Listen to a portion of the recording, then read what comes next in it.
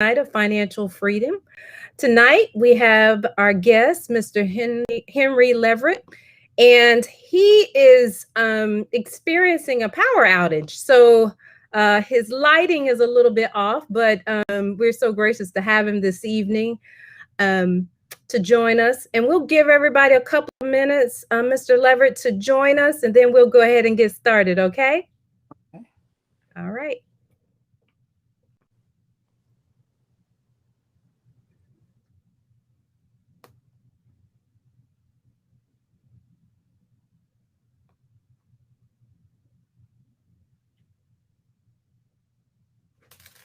Good evening. Welcome, welcome. Come on in. We'll give everybody a little bit of time to join us.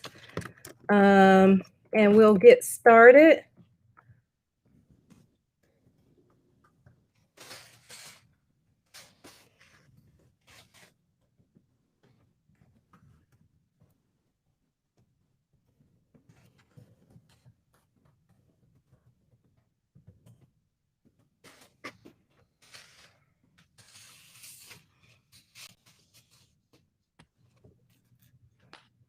All right.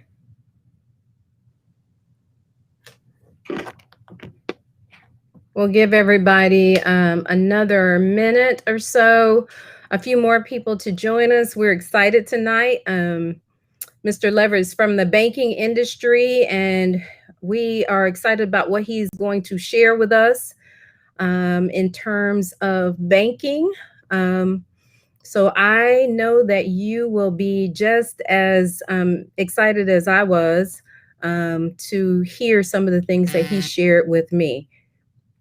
So we'll give everybody another few seconds, and we'll be respectful of everyone's time, and we'll go ahead and get started.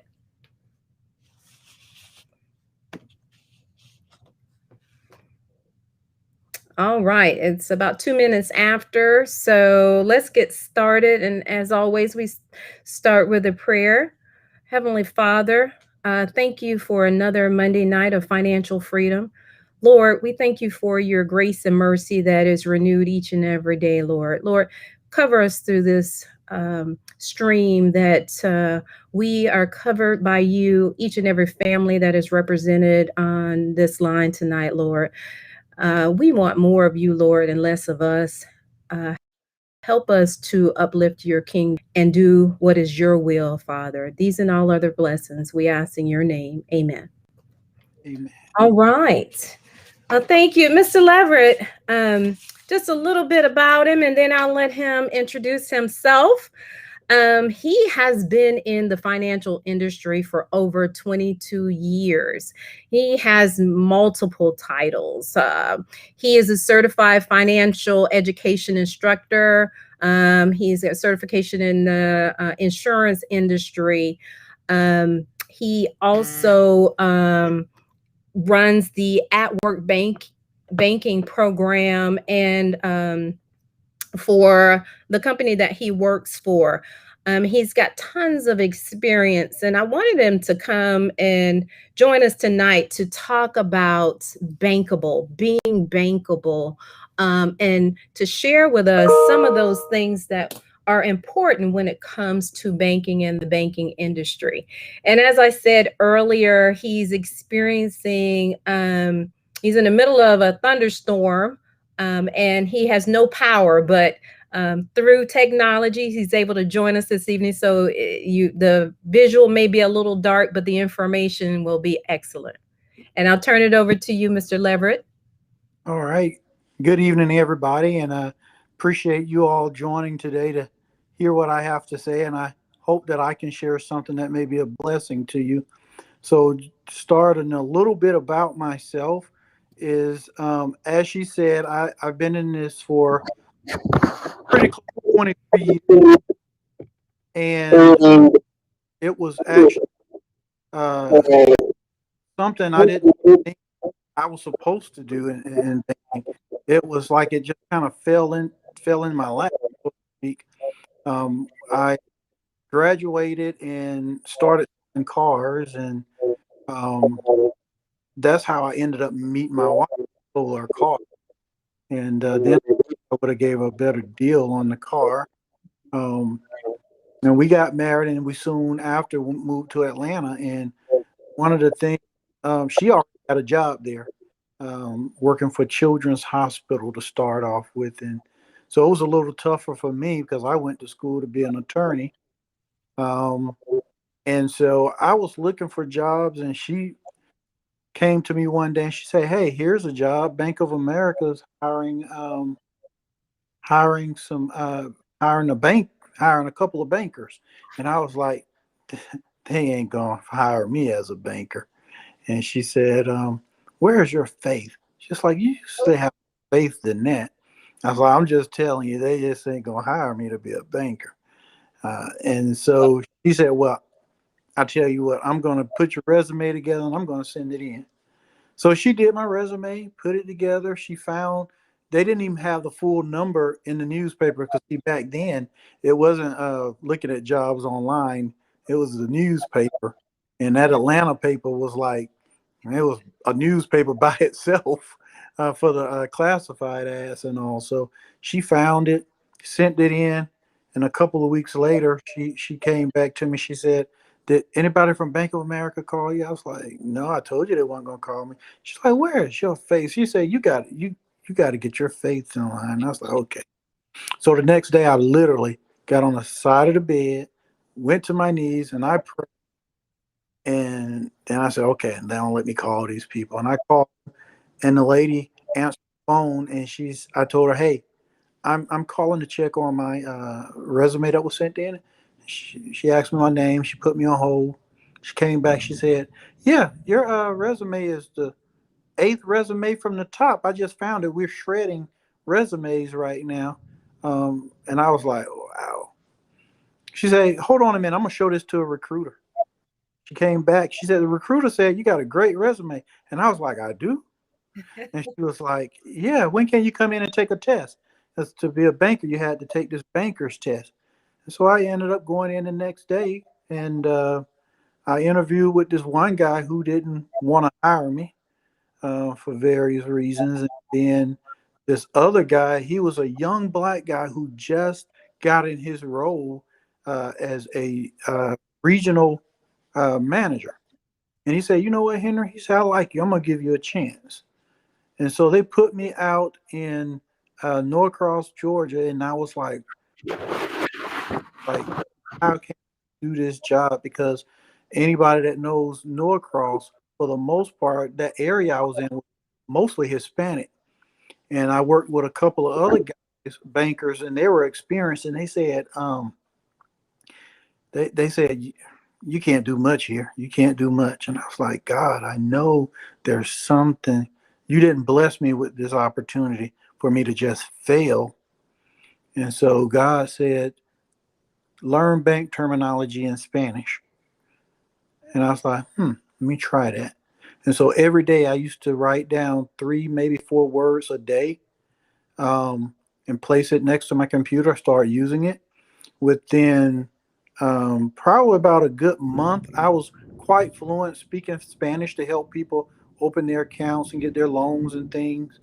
And then within 3 months of that, I became the top banker in the Southeast for Bank of America. Never knew that's what my calling was. It just kind of blindsided me. And it's been the most rewarding thing in my life. And so I've worked for a lot of banks doing a lot of different things, even managed a finance company. But one of the biggest achievements in my life right now is I work for Queensboro National Bank and Trust, which is the largest community bank in the state of Georgia. And what they did was they hired me without a job, basically, or without a title. So I got hired, and I was like, so they were like, "What do you want to do?" And so I looked around, and I noticed they didn't have what we call an at-work banking program. And so our at-work banking program is where we take banking services into the workplace to help people who can't come into the bank on normal business hours and give them specialized services and things like that. But because of my history, the one thing that I wanted to do is make sure that my program is based in financial education. See, I grew up in public housing. My mom, she was on welfare and she struggled. And some people think that just because somebody's on welfare, they want to be there. And I can say to this day that that's not true. And so anytime I get in front of a lot of people who have that thought, I make sure they understand that people don't want that. People want help, but they want the kind of help that will allow them to help themselves. And so my mom was getting the wrong information. Um, and so it delayed her progress, because one thing that's worse than not having information is having the wrong information, because it can set you further back. And Absolutely. so my mom, every day she used to walk in, she would walk in the house, and the first place she would go is to her refrigerator. Now, that's not to eat. What she did was she put a picture of a house on a refrigerator, and she said, every day I walk in this house, I'm going to look at the house I want to have. So she walked to her refrigerator where she had it pinned up. Before she left out in the mornings, she looked at that picture. She had that picture folded in her purse. Uh, Whereas if she had wanted to go shopping or something, she looked at that picture and said, I know what my financial priorities are, and I'm not going to let the devil distract me from what it is that I want to have. And so what she ended up doing was getting exactly what she wanted. Ended up building a house from the ground up. And that was just a blessing, because she ended up getting that because she started reading more about finances instead of depending on people to try to help her. So she took it upon herself.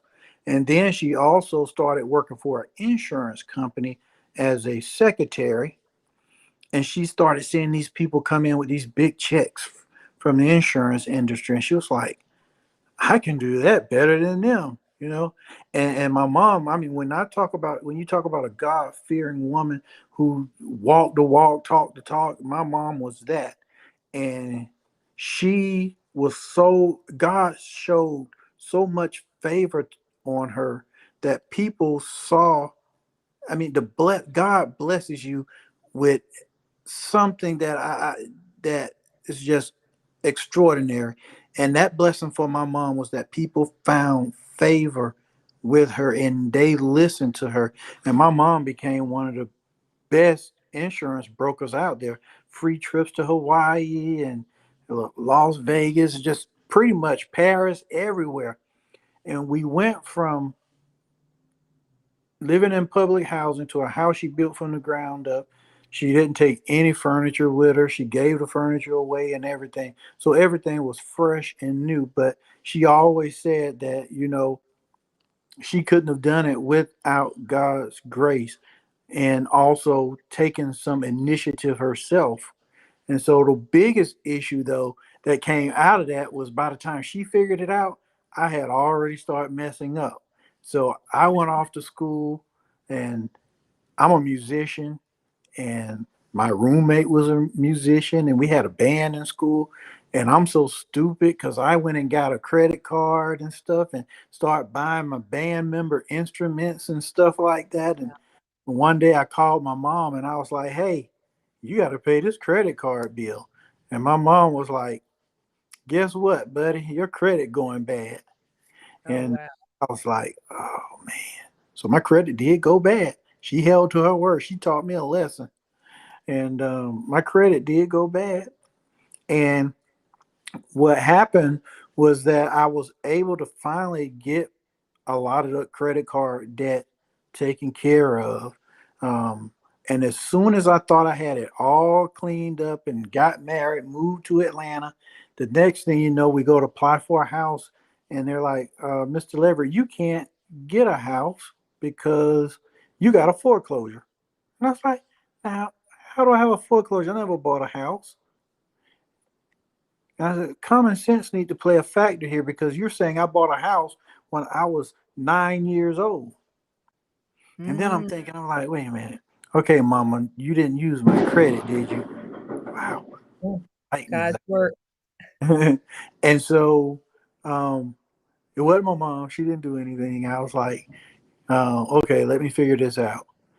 Somebody stole my identity just that quick. And it popped back up because I had everything cleared. It popped right back up on my credit. And so got that cleared away. The great thing was I was doing everything through Bank of America, and I worked for Bank of America, so I was able to get my house.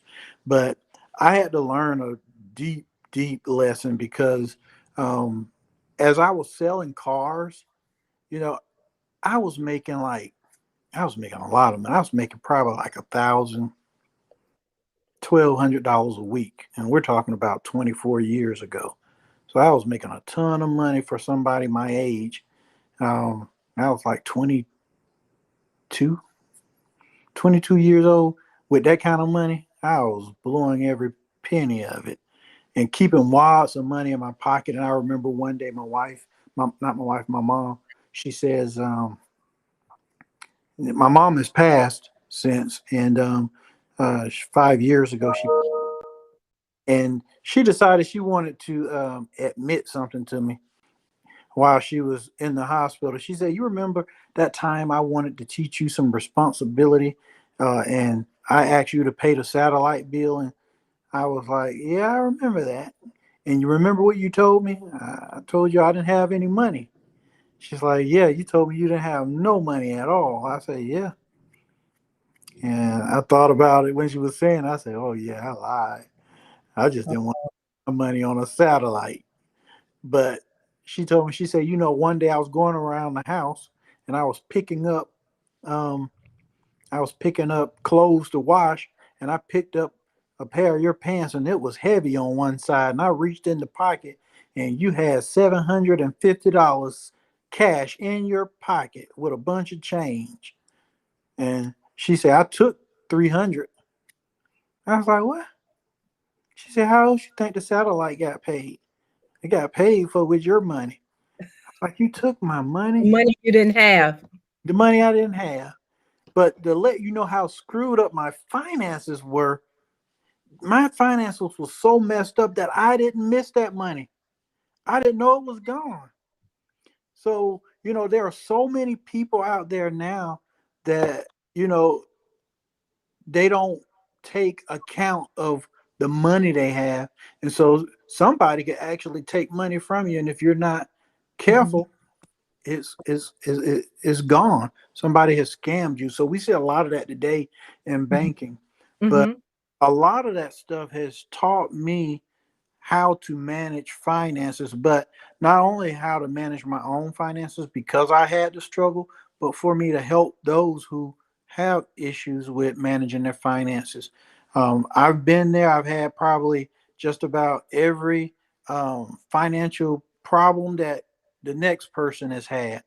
Um, so I've been there at the bottom, but I've worked my way out of it.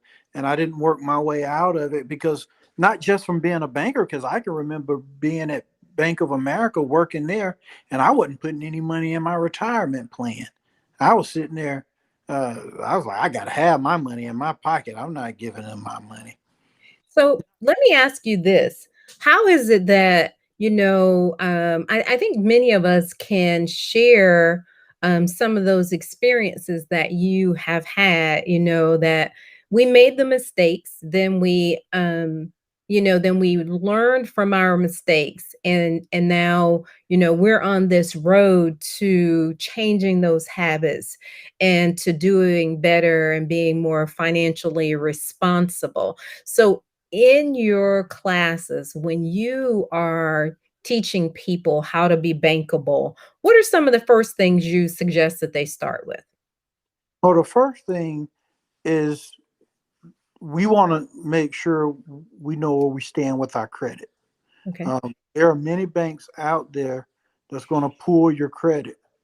Um, if you don't have good credit, some banks will turn you down.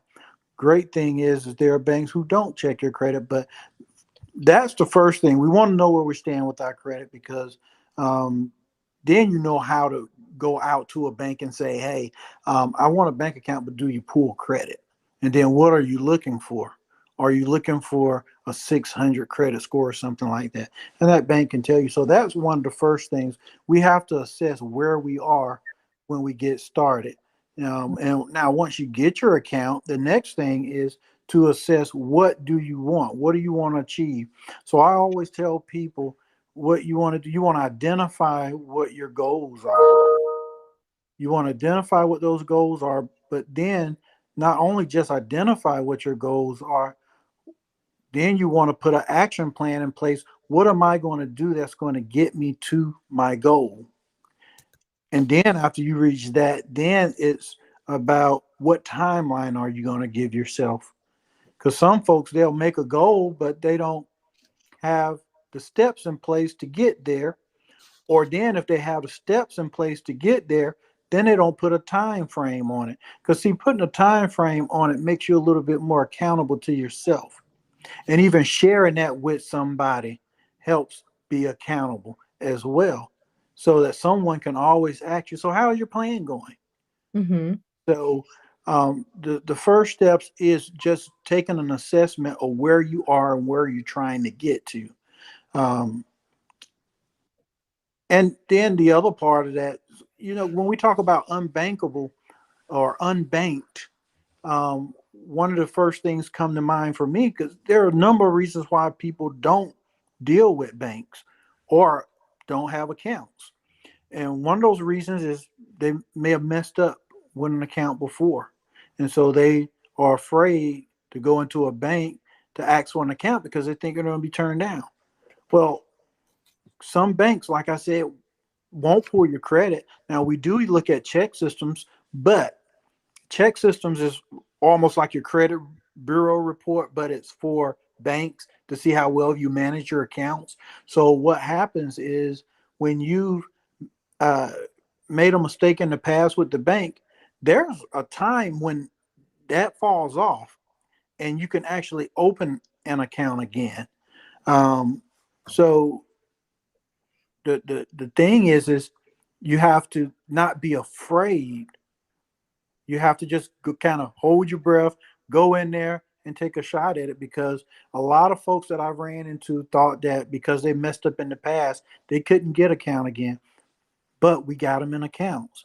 Um, Another reason is that people have this thing where they say, well, if I get a bank account, it's just going to charge me fees. And that's not exactly true. You do have to be careful about the banks, but that's why it's important to make sure you ask a lot of questions. And one of the biggest questions is, how do I keep this account free? And see, what's happened over the years is that people's trust has been violated by banks such as Wells Fargo. When if you followed the news a few years ago, you've seen where they were opening accounts for people, and people didn't know they were getting accounts open because they have this sales culture, and this sales culture forces them to open accounts because if they don't open a certain amount of accounts that day, they may get written up and eventually be terminated because they didn't open up enough accounts. So in Wow. turn, what happens is some people end up choosing between their job, feeding their families, and doing the right thing for you. And so the bank forced them in a situation where they had to choose that, and a bank should never force people to make that kind of decision. So they opened these accounts for people. People didn't know it, and people that got these accounts got no information about it. It ended up falling on their credit. So what I'm saying for someone who doesn't have an account now, it's important to ask a lot of questions when you go into a bank to find out how can you um, get an account and not be charged fees. But the other thing is they had these sales tactics, and these are some of the things you have to watch out for big banks. And Let, I work for Bank of let me America. ask Mhm. quick questions, Henry. So I want to stay there for a second because I see in some cases where um, many of us think of the traditional checking account, savings account when we go to the bank, but there's so many other services there available. But for those who you mentioned, they've messed up in the past, right? And so if I'm one of those people and I want to avoid that embarrassment with going to the bank, what can I do to be proactive? Like, how can I find out if this is still on, in the history with the check system? Is there anything that I can do besides walking into a bank and trying to open a checking or savings account? Well, outside of trying to open an account, Mhm. you could try to reach out directly to check systems. That's where most banks use. That's what most banks use in order to do their evaluation process. So someone could get a check systems number and call them. And then there are some banks that actually will do it online where you can apply online for your account. Now, of course, I was going to say, okay, your account was not approved or something like that, but you're not getting Right. any additional information. So you can reach out to check systems yourself, Hmm. or um, you can you can do a bank online. But one of the benefits I say from going inside is that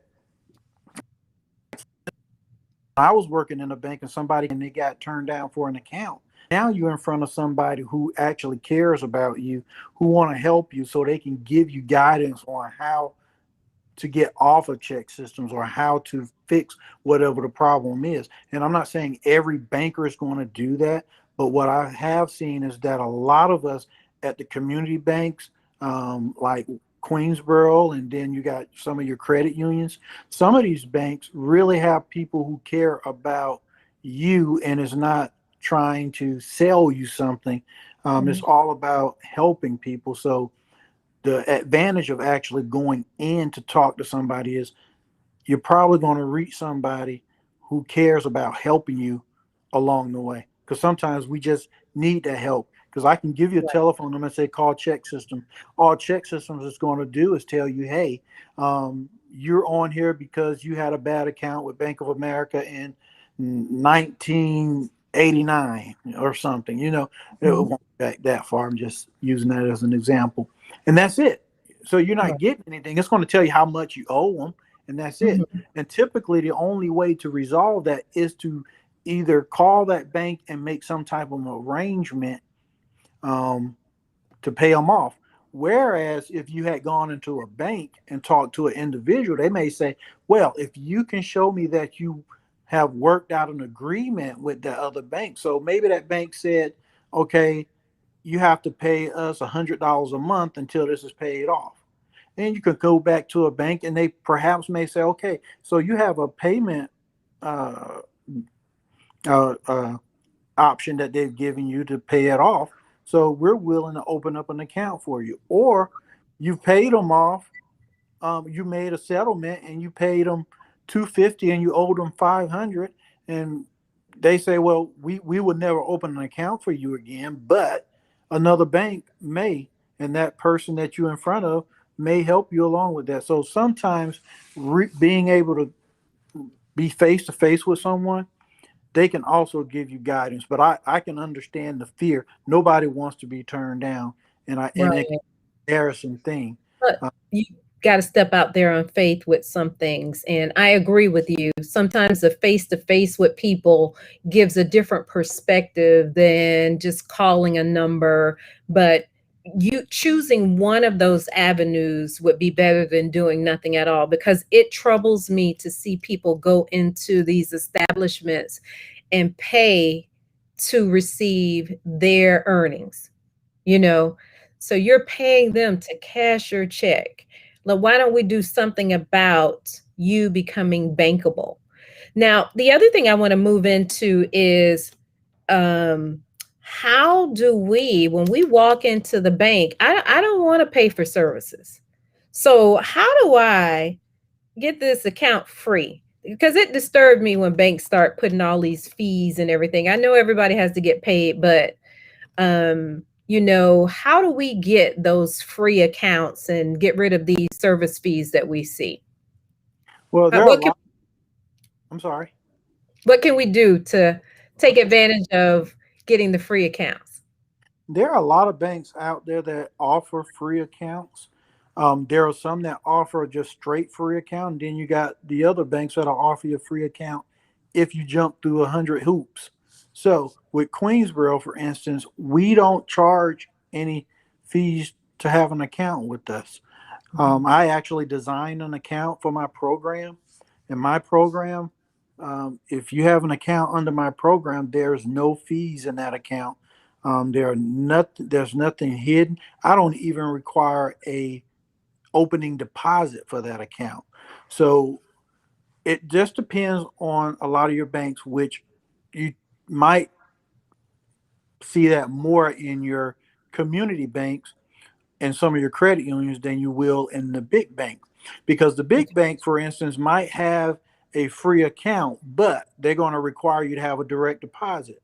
But then they're not just going to require you to have a direct deposit. Now it has to be a certain dollar amount. So then that leaves you out because if they want you to have $750 direct deposit a month and you only have $500, you're going to be charged a fee.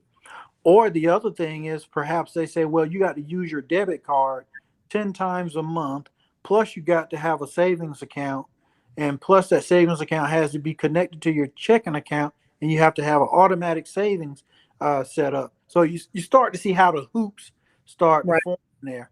So you can either meet their requirements or you have to do a little shopping around. Now, a lot of us sometimes say, well, my grandma or my mom banked with that bank. I'm going to bank with that bank. And I'm always like that old Janet Jackson song that says, what have you done for me lately? You know, I'm not going anywhere that I don't feel is taking care of me. Right. Because you think about these banks now, your grandma and your mom may have banking was totally different, and now their banks are really trying to generate a lot of revenue versus the service aspect, taking care of people. So Mhm. my suggestion would be, if you don't want to bank at a big bank because they're making you jump through all these hoops, look for a community bank. Almost most community banks I know of have free checking accounts. And you may have to start there. And a lot of folks think, well, that's a small bank. But do you really need to be at a big bank? Is the question you should ask yourself. Does Mhm. it have to be Bank of America? Because you think about it, your bank is in your hand. Excuse me. You have a cell phone, you have mobile banking access, you can talk to your banker, you can chat with your banker all on your phone. So you don't necessarily have to have a bank everywhere, because how many times, even if you go on vacation, that you actually walk inside a bank? Right. Probably the last thing people want to do. Excuse me. So I think just shop. You could shop your bank just like you shop anything else, and look for that bank that has the free account. But not only that, look for the bank that also have things in place to help you reach your financial goals. Right. Um, because just going to a bank because they offer a free checking account and they don't offer you anything else, then you're still kind of defeating the purpose of what you're trying to do. And what you're trying to do is always put yourself in a financial situation that's going to benefit you now and in the future. And so there are a lot of banks with a lot of programs out there. I'm I've worked for nothing but big banks all my career until I came to Queensboro 7 years ago. And when I got here, I was like, wow, people do banking like this. I mean, it is unbelievable. There is no sales coaches, so nobody at our bank is saying you got to open so many checking accounts or so many loans, and have people who might compromise their integrity because they're trying to keep their jobs. We don't do that. Everything we do is about community and about helping people. And Good. so find a bank that actually does something like that. Mhm. And there are plenty of community banks around this state that does exactly that. So I would say look for those banks. Now, of course, once you're able to maintain certain balances in your accounts, if you want to deal with those banks, certainly you can. They're not bad banks, they have a lot of resources, but don't discount the fact that a bank is smaller that it won't have all the resources, because I can tell you, Queensboro can compete with just about every big bank with our technology and everything that we offer. And something you said earlier that is so true. I think I share with this audience in the past that you really just have to stay on top of everything. Just recently, I was traveling and my credit card is in my wallet, or my debit card is in my wallet, and hadn't been away from me. But lo and behold, someone has mimicked my number and they went on a shopping spree with Amazon. So staying on top of things, checking and verifying not only the transactions that are happening in your account, but also your credit and what's out there with your credit. You said that earlier. It's just something we've got to treat that just like we treat things for our home or our job.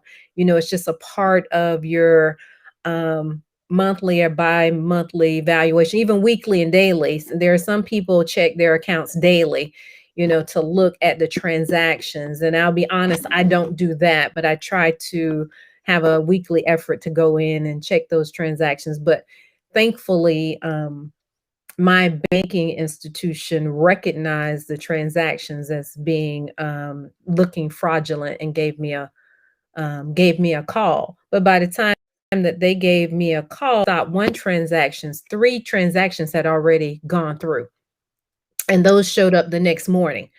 So I can't stress that enough.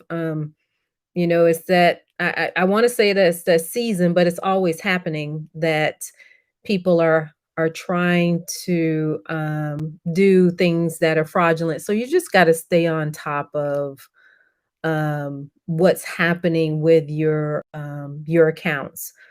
So I want to transition just for a second into asking you, for your younger bankers, what do you have? So those that are in elementary school to high school, you all have any programs for the younger Yeah, bankers? actually, we have student accounts that doesn't charge any fees to the kids. And then we have a financial literacy program tailored to the children. So the high school kids, we call it IQU Junior. I named my financial literacy curriculum for adults IQU. Okay. Um, and I named it that because we're talking about your financial IQ. Um, Uh-huh. I like it. Queensboro loves the brand the Q. So I'll just put it all together. But we have that for the children, where we actually go into schools. And when we teach this in the schools, or we may have a church that say, hey, we got some kids that need some financial literacy. Can you come out? Or I'll go out and do things in the community for community organizations and things like that. And what we do with this, that platform is, we touch everything. We touch everything that the kids need, even talking about how you write a check. I even have a big, huge check that they can come up and they can write a check out.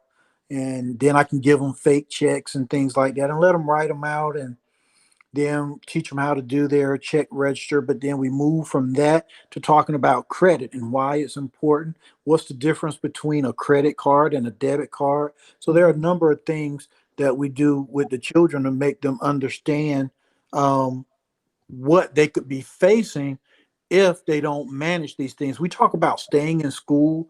We talk about the salaries that you're able to make if you quit high school, if you graduate high school, if you graduate college.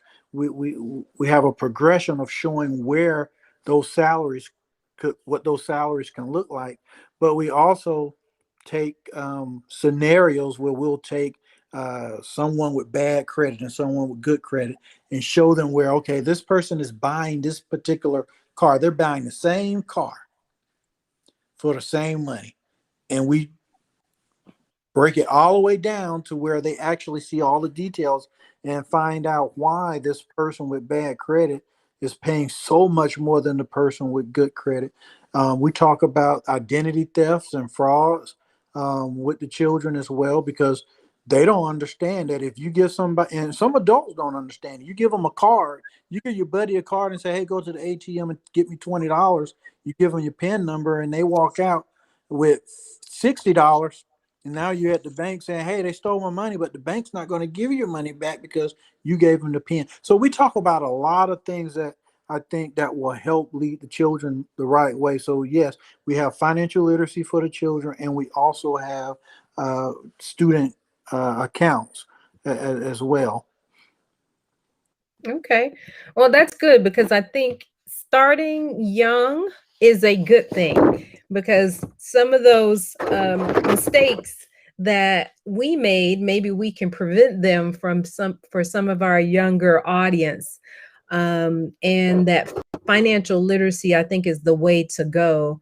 Um, you know, sometimes I will ask, my kids, my god kids, what do you wish you knew when you were younger about finances?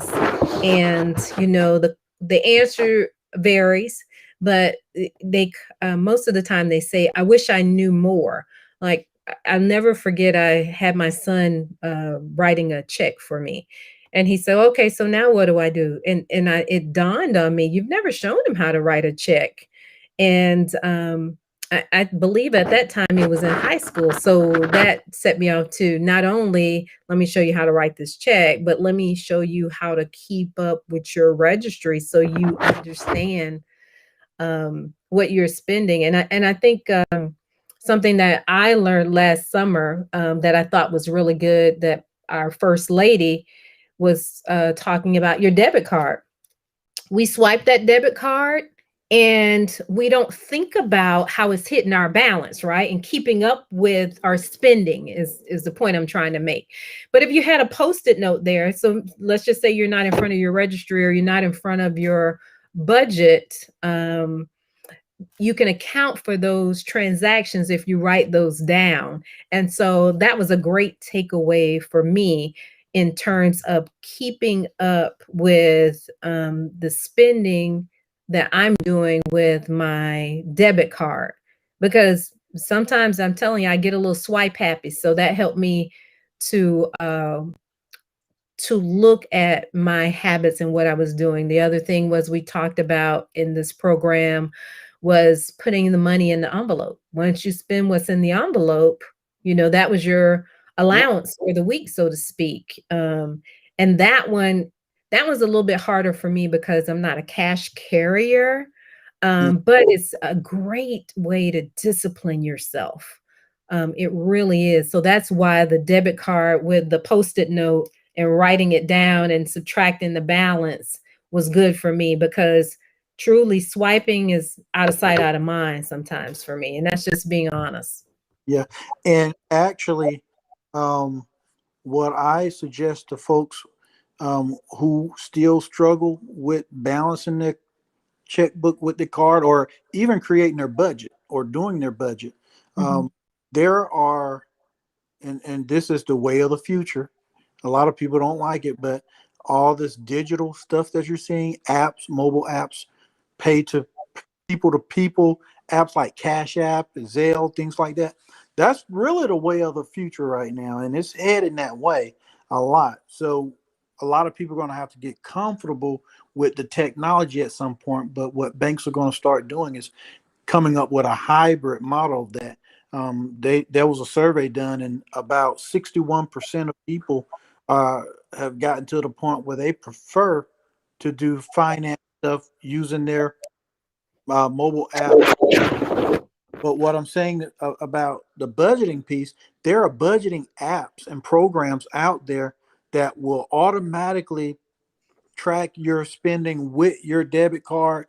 Um, you swipe that card and it actually goes right into your budget. So there's an app out there that I use, and we have at the bank, and hopefully by now several banks will have a budgeting tool. At Queensboro, we have a budgeting tool, and then there's this app that we use as well that's called Mint. And this Mint app, what it does is all your transactions, it'll catch them. So if you swipe your card, it's catching it. So all you did, you go back to your computer or your laptop or whatever, and you pull up and you'll see, oh, I went and had breakfast at IHOP and I forgot about it. It's right here. But what Mm, it also allows you to do is it'll let you create budget limits. So basically, if you're saying, well, I'm only going to spend $100 this month on entertainment, and you set that budget, uh-huh. soon as you get 25% of that budget, you're getting an email. You get to 50%, you're getting an email. Oh, I love that. It's going And to that either, it can called, text you as well. So you wow, get emails, you called get Mint, text, Henry. I'm sorry. Was it mint, called Mint? MINT? correct. And the app logo is a mint leaf. And I've used that. And the great thing about it, like many people, I have multiple bank accounts as well at different places. So you could actually put all your bank information in one spot. And it'll take, if you got three banks, it's going to take information from all those bank accounts and put populated in one spot. Now, what you do to get that is when you actually go into the app or go to the budget tool, there's a link there that you click on, and all these banks will come up. And you're going to click on, say, for instance, Bank of America, and then you're going to put in your login for Bank of America. Then it's going to port in all that information into that one tool, and it'll do that for every bank. And if it's a bank that's not listed, then you put in the account number, routing number, and all that stuff, and you can still get that stuff sent over.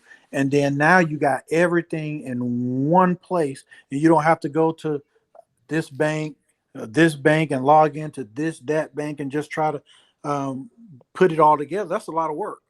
But That if is. someone's already doing it for you, Yeah, I, it's I want to awesome. make sure I got it right, Henry. So I'm sorry to interject, but okay, so I've got Bank of America, I've got the credit union, and I've got Queensboro. Those are my three banking institutions. Mhm, I go into this tool, Mint, and mhm. I click on all of my banking institutions, right? And then I set up my limits and my notifications, and it's telling me when I swipe the card, this is my limit for, so if I put a limit of, let's just say, $100 a week, it will tell me what percentage of that $100 I have utilized. Right. Hmm. And Wow. it used to drive me crazy because I was like, God, dog, I can't spend nothing. And so it start making you think about what you're Yes. doing because it's always there. I'm like, all this stuff keep popping on my phone. Uh-huh. But yeah, the you're gonna choose, you're creating your budget when you go Right. in, and you're choosing. I mean, you're gonna have your rent, you're gonna have gas, automobile, insurance, uh, dining out, all that stuff's going to be in there. And you're going to set a limit for all of those. What's your goal limit? What do you not want to exceed? And you'll be you'll be getting so much emails and text messages, you might just say, okay, I just ain't gonna spend nothing anymore because it'll drive you crazy, but it's keeping you alert as to what you're doing Mhm. and letting you know if you're going over in your budget. So I think that's one of the most awesome tools because about less than 50% of people actually do a budget. And one of the reasons is because it's so much work because you got to write this down, you got to keep this receipt. And most Mhm. people don't have time in their busy days to sit at a table and become an accountant. And so with children and your careers and everything that you're involved in, it's going to suffer. Well, this is doing the work for you. And so it's Mhm. going to look at your direct deposits or deposits that are going in the account. It's going to look at checks you've written out of the account.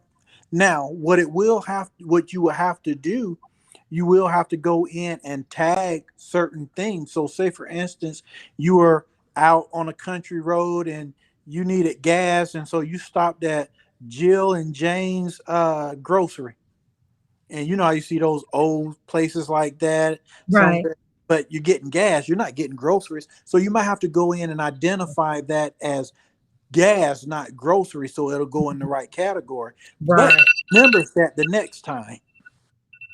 Sorry about that, y'all.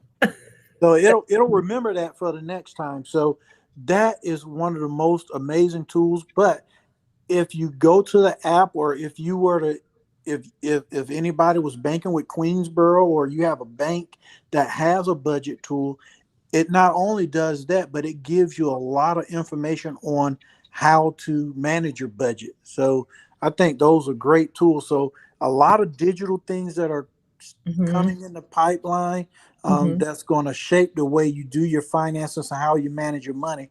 The biggest thing I think banks are going to have to do is just make sure that they can keep that personal connection with people. Right. So let me just read some of the comments. Great comments. Mint definitely piqued everybody's interest here. You got to get ready for the unadulterated truth with Mint. And it's true. It really is going to, it sounds like it's going to tell you where you're spending and how you're spending. And sometimes we think we're doing great and we're not doing that great, you know. And I'm one of those people in that bucket because I'm not looking at every single detail, but it sounds like Mint is going to help me look at every single detail, and like you said, make me stop to say, you know what, I want to stop getting the alerts, you know, and I'm down to my last $10. I got to decide whether I want Chick-fil-A or I'm going to go home and cook. um you know, or the gas that I need to, you know, take me through the week. You know, it may come down to that. The other thing is that someone said their bank app actually does that. So you know, that was good. The other thing is me and Mint weren't meant to be. I thought that was cute too. Mhm. And I've seen, you know, my credit union has an app, but I've never taken the time to take a look at it to see if it's something. And it sounds like it could be just like one of the comments made, something that works like Mint. Mhm. But I don't know if it will let me pull all of my banking institutions together, like it sounds like Mint does, to take a look at what my spending is for, you know, for the week, month, day, what have you. But that's really good information to know. And you know, as we have put our budgets together, um, um, and trying to move us forward into financial freedom, you know, we have to take a good, honest look at how we truly are managing our finances. And you know, these apps are really are going to be convenient in some cases, and then they're coming right out of your account. You know, you look at Cash App and Zelle. um, they really are the way of the future, and the millennials are, Mhm. you know, they use them. You know, I have a rental property, and that particular person, the first of the month, I see, I kind of joke about it because I'm working out in the morning, and before 9 o'clock, her Zelle on the first, I see her Zelle confirmation come through, and then she's texting me right after that to say, I just sent you your rent with Zelle. And I said, if everybody did like her, boy, oh boy, it would just make being a landlord a great thing. But they love that because they can set it up to automatically do it. And I love online banking, so I can really see these apps really taking off and being the wave of the future, like you said. And that traditional banking will have it, but I think we'll see less and less brick and mortar Mhm. locations in the future. Mhm. I think what's going to happen, and I'm actually in UGA banking school, and I'm doing a paper right now on a hybrid banking model with digital and that personal touch. And one of the things that still sticks out to me that will tell you that traditional banking is not going away completely is the fact that people, when they make big decisions, They want to be in front of somebody to make those big decisions when it comes to getting that mortgage, when it comes to taking care of their children, and things like that. So it's not going away, but it's it's it's it's getting close. They're talking about, we're getting closer to having a cashless society, and you just start to think about, just like you said, you don't carry cash. I don't carry cash either. It's either the app where you can send money, or it's your debit card. So those things are changing. But I wanted to just kind of track back to one thing that I missed, and that's talking about unbanked. Um, right now, I'm actually in the process of developing an account with my bank that is going to be for the unbanked, where we're talking about, there's this thing that's called bank on. And so people who um, have had problems, even if they're on check systems, can still get an account. So bad credit, check systems, still be able to get an account. So I'm in the process of actually developing that.